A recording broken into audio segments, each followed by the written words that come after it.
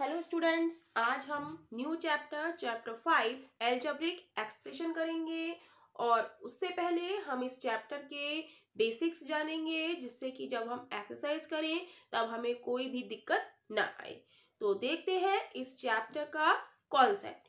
तो इस चैप्टर का कॉन्सेप्ट है हमारा, देखेंगे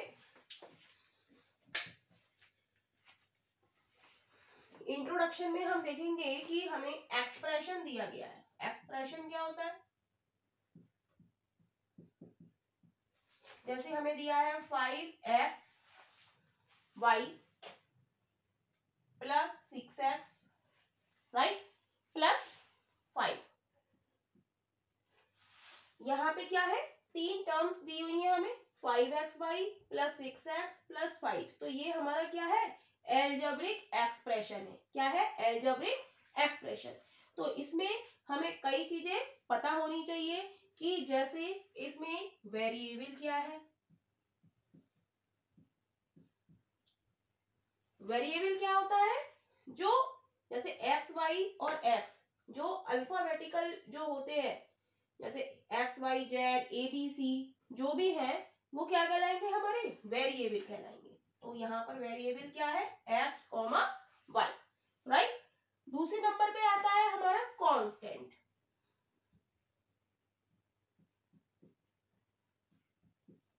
कांस्टेंट क्या है यहाँ पर? जिसकी वैल्यू क्या है? कांस्टेंट की वैल्यू क्या है? एक सी रहती है। जैसे यहाँ पर 5 की वैल्यू केवल 5 ही रहेगी। जैसे 6x है तो x की वैल्यू अगर हम 1 लगाएं तो 6, 2 लगाएं तो 12, 3 लगाएं तो कितनी हो जाएगी? 18। लेकिन 5 की वैल्यू पे कोई असर नहीं पड़ेगा। तो कांस्टेंट क्या होता है? जो हमारा फिक्स रहता है। तो कांस्टेंट क्या है हमारा? 5 है, राइट। नेक्स्ट चीज आती है टर्म। टर्म्स कितनी है इसमें? टर्म्स हमारी है 5xy पहली टर्म, दूसरी टर्म क्या है? 6x, और तीसरी टर्म क्या है? 5। तो इसमें कितनी टर्म्स है वो हम लिख देंगे 5xy, 6x, 5। क्लियर है? तो एल्जेब्रिक एक्सप्रेशन में वेरिएबल क्या होते हैं?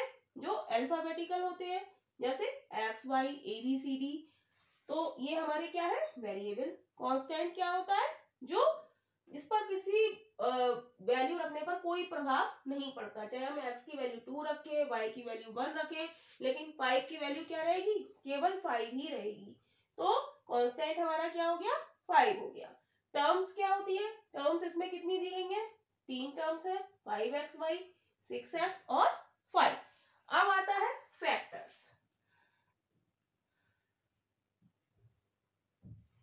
फैक्टर्स क्या होते हैं? जैसे 5xy, तो इसका फैक्टर क्या होगा? एक तो 5 होगा, राइट। एक क्या होगा? x होगा, और एक क्या होगा? y होगा। ऐसे ही 6x का एक फैक्टर क्या होगा? 6 होगा, और एक फैक्टर क्या होगा? x होगा, राइट। नेक्स्ट चीज आती है कोफिशिएंट। कोफिशिएंट क्या होता है? जो हमारी एक्स वाई के संग जो न्यूमेरिकल वैल्यू लिखी होती है उसे हम क्या कहते हैं? कोफिशिएंट। तो जैसे 5xy है, तो इसमें न्यूमेरिकल वैल्यू क्या है? 5। तो इसकी कोफिशिएंट क्या हो गया? 5 हो गया। ऐसे ही 6x में न्यूमेरिकल वैल्यू क्या है? 6। तो कोफिशिएंट हमारा क्या हो गया? 6 हो गया। तो इसके बाद हम देखेंगे नेक्स्ट कॉन्सेप्ट। नेक्स्ट टॉपिक हमारा एल्जेब्रिक एक्सप्रेशन में है टर्म।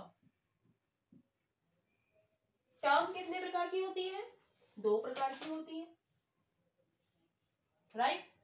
एक होती है लाइक टर्म और एक होती है अनलाइक, राइट। तो लाइक टर्म क्या होती है? जैसे मैं लिख दूं 3x और 5x, राइट। तो लाइक टर्म में क्या होता है? एल्जेब्रिक एक्सप्रेशन क्या होता है? सेम होता है। जैसे यहाँ पर भी एल्जेब्रिक एक्सप्रेशन क्या होता है? जो हमारे अल्फाबेटिकल लेटर है, जैसे x और y, यहाँ पर भी x है और यहाँ पर भी x है, तो ये क्या है? हमारा लाइक टर्म, राइट। जैसे मैं लिख दूं 8xy और 9xy। तो यहाँ पर भी हमारा एल्जेब्रिक एक्सप्रेशन क्या है, सेम है। यहाँ पर x है और यहाँ पर xy है। तो ये हमारी कैसी हो गई, लाइक टर्म। अब बात करते हैं हम अनलाइक टर्म की। अनलाइक टर्म क्या होती है, जिसमें एल्जेब्रिक एक्सप्रेशन डिफरेंट हो या अलग हो। जैसे मैं लिख दूं 3xy एंड 9x। तो यहाँ पर एल्जेब्रिक एक्सप्रेशन क्या है, यहाँ xy है और यहाँ x है, तो ये क्या है, डिफरेंट है। तो ये क्या हो गया, अनलाइक टर्म्स। तो चलेंगे नेक्स्ट टॉपिक पे। नेक्स्ट टॉपिक है हमारा मोनोमियल।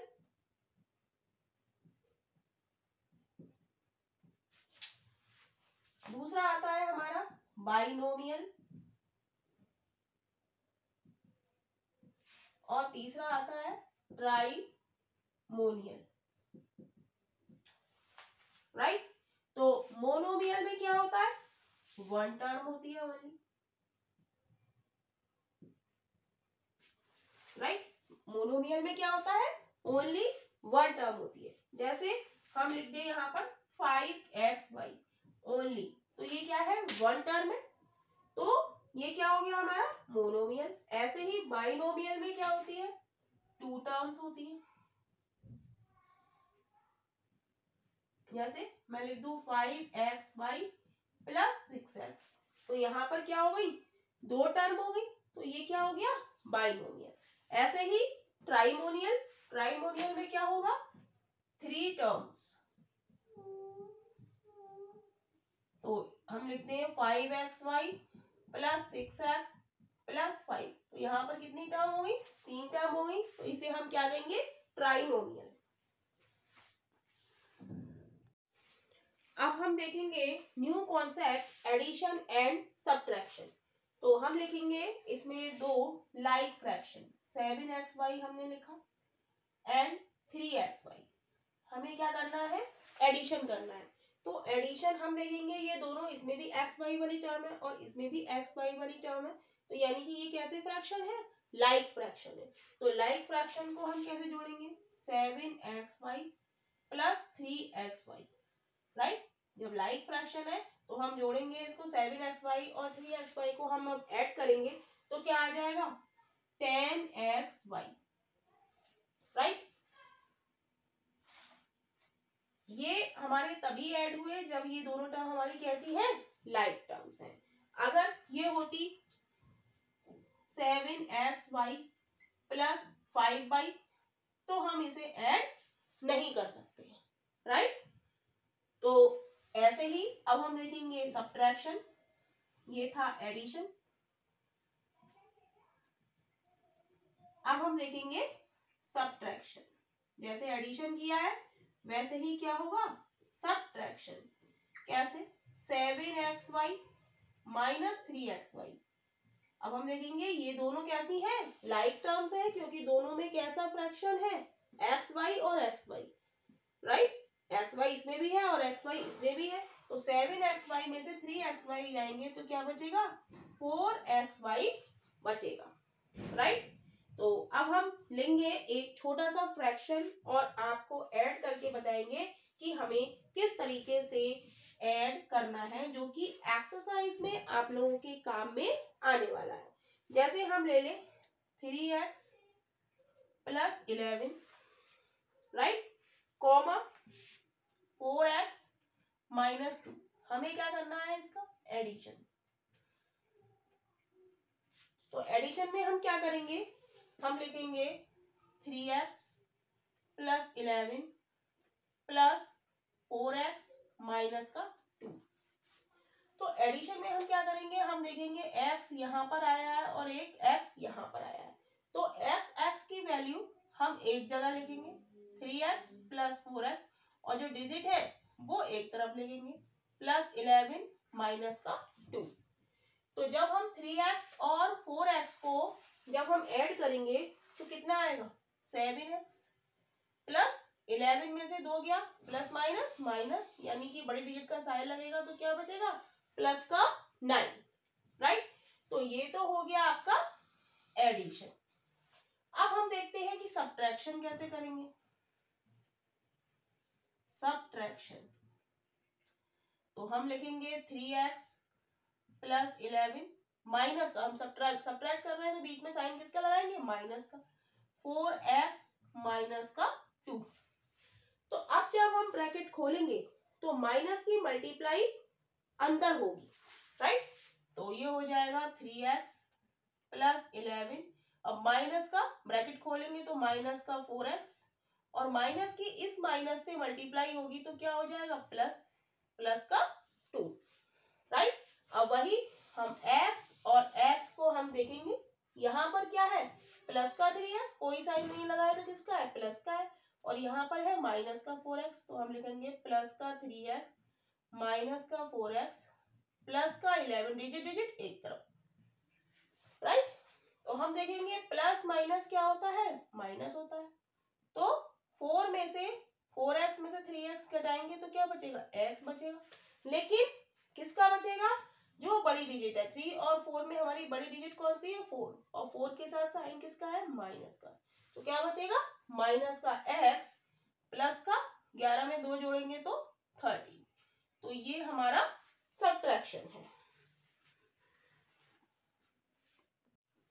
नेक्स्ट कॉन्सेप्ट है हमारा finding the value of an expression. तो इसमें हमें क्या करना है, हमें दिया है जैसे 5x और हमें दिया है x is equal to 2, right. तो हम कैसे वैल्यू निकालेंगे, हम क्या करेंगे, 5 और x की जगह हम क्या लिख देंगे, 2, तो क्या हो जाएगा, 5 2 जा 10, तो ये इसका आंसर हो जाएगा। Finding the value of an expression, हमें एक्सप्रेशन दिया है 5x और इसमें हमें वैल्यू क्या लगानी है, x इज इक्वल टू 2, तो हमने x की जगह 2 लगाया तो आंसर क्या आ गया, 5 2 जा 10। ऐसे ही हम बड़ा सा एक एक्सप्रेशन लेते हैं, 8x plus 3y plus 4xy, जहां पर x बराबर क्या है, 2 और y बराबर क्या है, 3, राइट।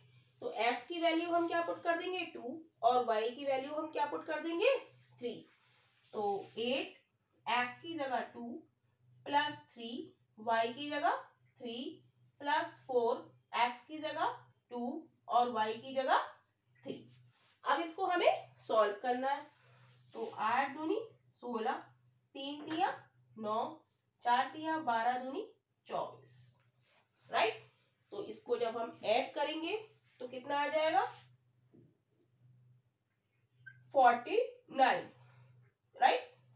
तो यही हमारे इस एक्सरसाइज की कॉन्सेप्ट है। जब आप लोग एक्सरसाइज करेंगे तो ये सारे कॉन्सेप्ट आप लोगों के बहुत काम आने वाले हैं, तो इस वीडियो को आप अच्छी तरीके से देख लीजिएगा ताकि एक्सरसाइज करने में आप लोगों को कोई दिक्कत ना हो।